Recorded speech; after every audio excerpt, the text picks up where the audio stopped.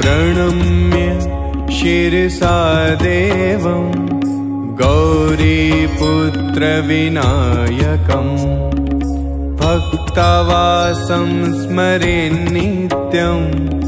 आयुः कामार्थसिद्धये प्रथमं वक्रतुण्डं च एकदन्तं द्वितीयकं तृतीयं कृष्णपिङ्गाक्षं